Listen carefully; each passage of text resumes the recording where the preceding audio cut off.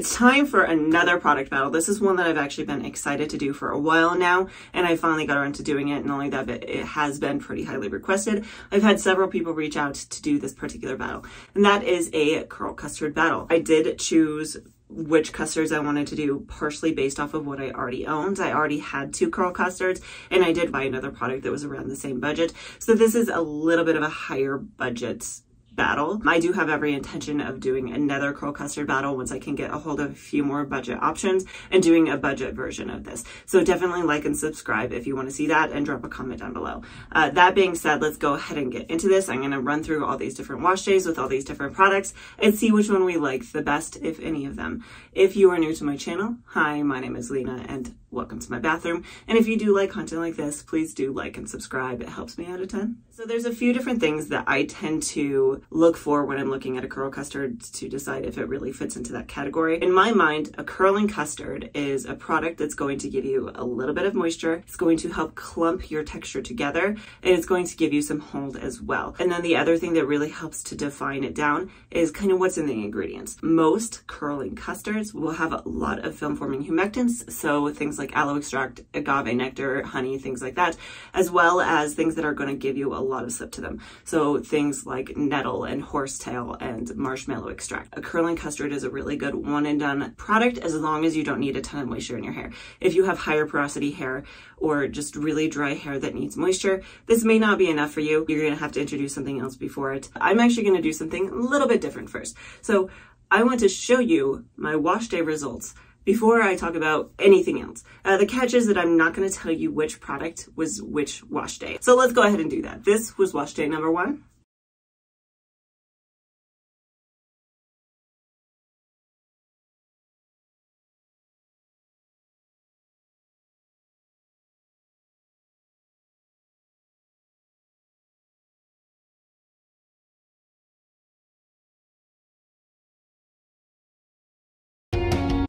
This was wash day number 2.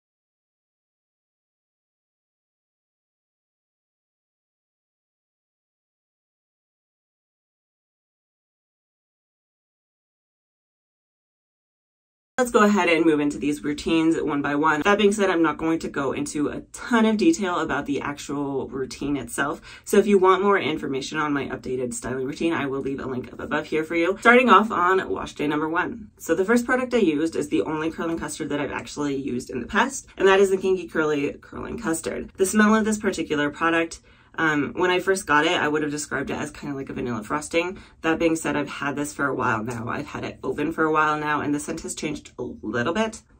Now it has kind of just a little bit more of a chemically scent to it. So I took a little bit of this out, put it in my hand, worked it between my hands. You can see this does have a very slippery texture to it. This one was a little bit tacky, but not really too bad. So I did take this and I applied it to the bottom section, and it worked really well. It just has that very nice slippery texture that I talked about with custards. Works through your hair so nice and helps to remove any knots and tangles and smooth things out.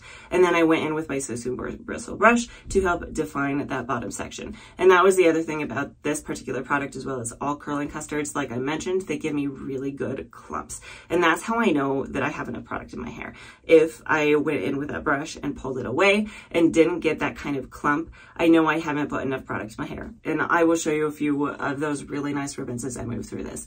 So some things about the Kinky Curly Curling Custard. The product range is typically somewhere around $18 to $19, really depending on when and where you buy it. The Kinky Curly Curling Custard is meant for all different hair types. You can use it on wavy hair, curly hair, or coily hair. The product itself has a lot of really good ingredients. This is a protein-free product. This is also a glycerin-free product. And like I said, it has a lot of those film-forming humectants, as well as a lot of those ingredients that have slip to them. Things like horsetail, chamomile, nettle, marshmallow, aloe, agave. And so it is a very nice natural type product. And that is why the scent is going to change on it to some extent. These products that are a little bit more natural. And so the scent of it is going to change over time. So anyway, I took this product, worked it through all of the different sections, went in with my brush to define all those different sections. And then when I was done with that, I did go in with my Perfect Hair Care towel to micropop my hair, get as much of that moisture as possible. I took a little bit more of the Kinky Curly Custard, glazed it over my hair and scrunched it in. And then I went in and diffused my hair. This did give me a little bit of a cast once I got to that 90% dry. And then when I put it up and away,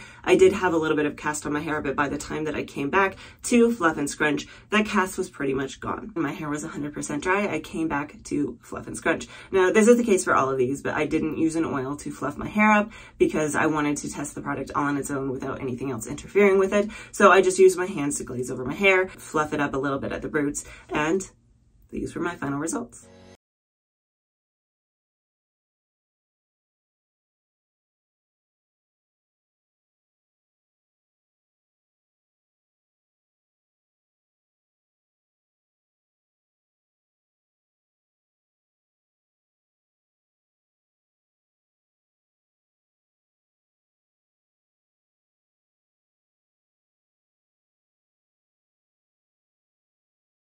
Moving into wash day number 2. So this is a product that I have actually owned for a little while now. I buy products and then I tuck them away and I forget about them for a while. So this was the perfect chance to finally pull this one out and open it up. And that is the Mop Top Curly Hair Custard. Like you can see, I've never used this before. I'm opening it from the seal right here. So that's what I did is I opened it up. I fought with it a little bit, finally got it to open and gave it a good sniff. So this particular product does smell very citrusy. It was kind of interesting when I opened it up and I touched it with my finger. When I tap it and come away, it sticks to my finger before letting go. So I took some into my hand and I worked it between my palms, just warming it up a little. You can see me kind of testing it here for the tackiness.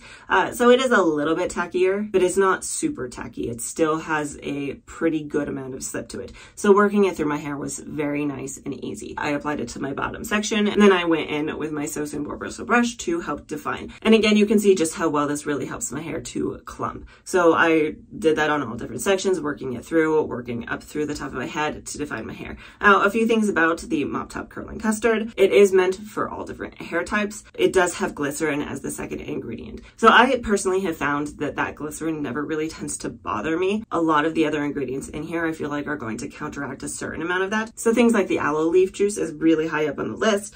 Things like the seaweed extracts, there's a lot of those. Willow bark and nettle as well. So those other film forming humectants are going to help seal that glycerin to kind of keep some of the damage control down. That being said, for some people who are sensitive to glycerin, that might be an issue. Now, another thing I wanted to mention is this does have a silk amino acid in it. It does have a little bit of protein in it, which kind of just depends on whether your hair likes protein or not. So anyway, finished working this through my hair, finished with my brush. I went in with a Perfect Hair Care towel to micropop my hair, get as much of that moisture out as possible before glazing a little bit more of this over my hair, and then diffusing it till my hair was 80 to 90% dry. My hair did have a little bit of a cast on it, so I put it up and away with the Curl Keeper clips. By the time I came back, that cast was pretty much gone. Fluff and scrunch and shuffle and all of the things. Again, I didn't use any oil on my hair, and these were my final results.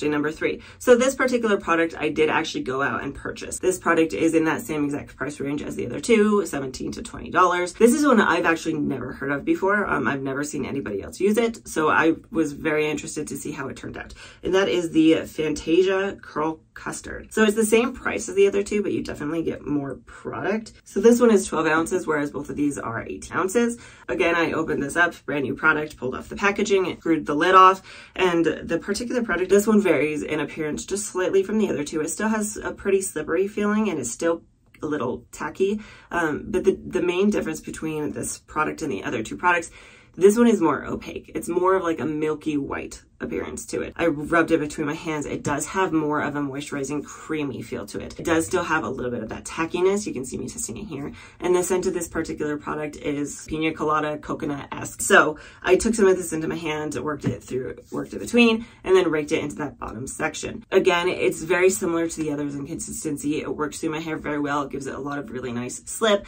Really does help to clump my strands together. You can see when I go in with my brush here that it really does help to clump it. Some things about this particular product. Like the mop top, it does have glycerin as the second ingredient. However, the ingredient following that up is actually a PVP, which is a hold ingredient. The two other custards that I used for this battle, they do rely on those film forming humectants, things like the agave and the aloe leaf. It does have a lot of those other things as well. It does have aloe leaf juice in here, as well as some agave. And it does have a lot of those other ingredients as well that I mentioned, things like chamomile, things like nettle leaf extract, marshmallow root. That being said, some other differences that this has that the others don't have is this does actually have shea butter in it. So shea butter can be a little bit heavier for some hair types. So that's why this particular product does say that it's for curls and coils, not necessarily for wavy hair. But I wanted to point that out because shea butter can be a little bit on the heavier side, but that does mean that this product is going to be a little bit more moisturizing than the other two. So if you do need that moisture, maybe this is a better option. Other things about this is it does have protein in it. It has both a vegetable protein as well as a hydrolyzed keratin. So things to keep in mind. Anyway, so I finished up with this product, worked it through my hands, worked it through all different sections, went in with my brush to define. I did then go in with my Perfect Hair Care towel to microplop a lot of that moisture out before going in with just a little bit more of the Fantasia Curl Custard. Glazed that over my hair, scrunched it in, and then I did diffuse until it was about 80 to 90% dry. So at that point, my hair did have a cast to it, like with the other two products. It was just a little bit crunchy, but nothing super extreme. I did put the Curl Keeper clips in to keep it up and out of my face as well as give it a little bit of volume before going about my day. And a few hours later, I came back to fluff and scrunch it, again, without using any oil on my hands. And these are my final results.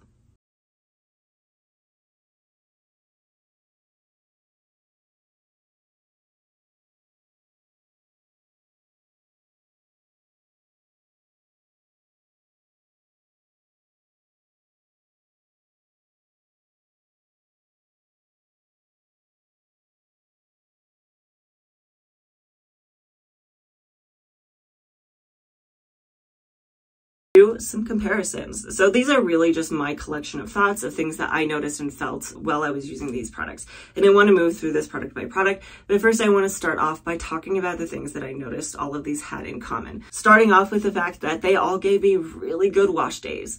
I was very happy with every single one of my results from these. Anything beyond this point is really just nitpicking. A few other things though that they have in common. They are all right around the same price range, somewhere between like $17 and $20. They all give me the same amount of a cast to my hair. They did make my hair all feel very nice and soft. So now let's move into these one-on-one comparisons. Starting off with Kinky Curly Curling Custard. I feel like my bottom section where I typically get a little bit tighter curls did curl up very nicely. The wavy section on top was maybe a little bit flatter. That being said, I had just come off of the Not Your Mother's bond building routine, which gave me some really good definition everywhere. So I might have been a little bit biased. Other things about this particular product, I didn't feel like it gave me a ton of shine. Now, that being said, that could be partially because of the next thing, which is the level of frizz. I felt like I had a lot more sections in my hair that just really didn't clump as well and kind of frizzed up. That could be a few things. Could be maybe my hair wasn't quite as wet as it should have been, or it could be that maybe I just didn't quite use enough product. It's really kind of hard to say. And then the volume on this one, I did actually feel like the volume was pretty decent. I was pretty happy with it. Moving into the next product, which is the Mop Top Curling Custard. Now, starting off, I want to point out again, this product does have glycerin and protein in it, which the Kinky Curly Curling Custard did not have. The definition on this one, the curly section down on the bottom, I felt like this gave me some really good definition down there. The wavy section up top, again, was kind of similar to the Kinky Curly Curling Custard, where it was okay, but nothing spectacular. The shine on this one was definitely better than the Kinky Curly Curling Custard. And then I know I said I liked the feel of all of these. They all made my hair soft. This one, however, was definitely the best. This one made my hair feel very very silky and very smooth and very soft, and it was very nice. The frizz on this one, I felt like it all got tucked away very nicely. And then the volume on this one was also very good, and I was very happy with it. Now moving into the last product, the Fantasia Curling Custard. Again, this one also does have glycerin as well as those proteins in it, so something to be aware of. I feel like this one gave me the least shrinkage. It gave me some very nice clumps, but the product itself does say it's going to elongate, so that's not super surprising. And I did feel like this one overall gave me a very cohesive look. So even though I didn't get those nice springy, bouncy, juicy curls on the bottom, they were still juicy and they really all blended together very nicely. So I was still very happy with that. This one did also give me a very good amount of shine to it. And then the frizz also, I didn't get a ton of frizz in my hair during this routine. And then the volume on this one. If I were to be very nitpicky, I feel like this gave me slightly more volume than the other two products, like by the tiniest little hair. So when it comes down to it, all three of these products on these wash days, again, I was still very happy with it. Let's go ahead and move into that discussion on longevity. How did my hair hold up? Because like I said, most of these products rely on film forming humectants. So do they have any longevity to them? Had you asked me about a month ago, I would have told you that most custards, if not all custards, fall into the category of a light hold product. I then recently saw a video that Gina Marie posted where she was talking about the Kinky Curly Curling Custard and how she puts the Kinky Curly one in a category of buildable with the potential for hard hold. I never would have claimed that. Now, that being said, I think there's a reason for that. I have lower porosity hair. So for me, in order to get enough of any of these products to make it a hard hold product, I would probably have too much product in my hair. But that being said, if you were someone with more of a medium to high porosity, you could probably get away with using more of these products and get a hard hold out of it. With all of these products, I really try to treat them just about the same, but there is always some variation as to what goes on day to day. So starting off with the Kinky Curly Curling Custard. Moving into day 2, I shuffled it up, and I was overall pretty happy with the day 2 results that I got.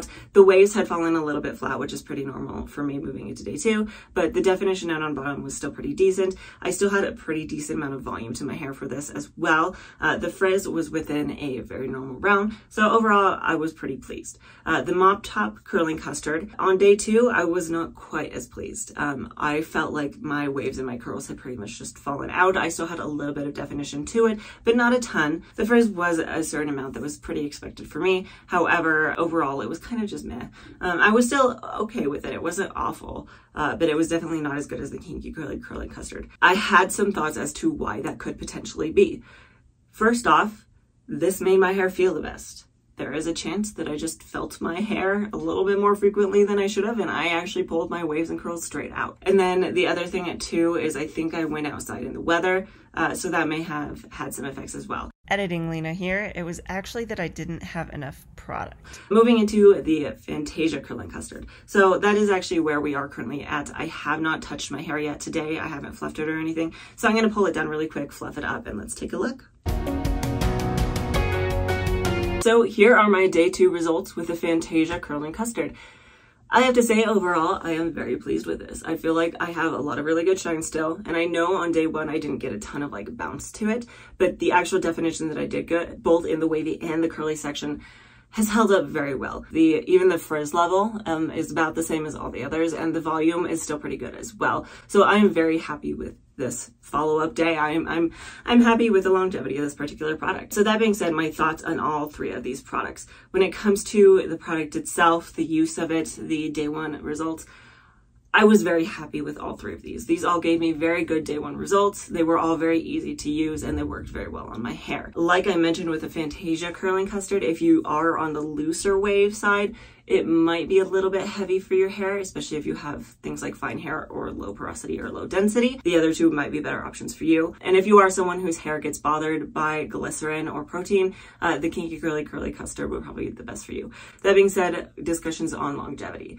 For me personally, my favorite longevity-wise would be the Fantasia Curling Custard. I really like my results today. I feel like they held up the best. That being said, the Kinky Curly Curling Custard still looked really good on day 2. It was really just mainly the wavy sections that felt kind of flat that make this particular wash day better than that one. The Mop Top Curling Custard, I'm gonna have to do a little bit more trying on that one. Like I said, maybe I didn't use enough product, or maybe I just touched it too much. I do have every intention of doing another curly custard battle that's a little bit more budget friendly. I know 1 or 2 of you have dropped comments down below on other videos giving me some ideas and suggestions, so I'm gonna try and get those. That being said, it might take me a little time to get them.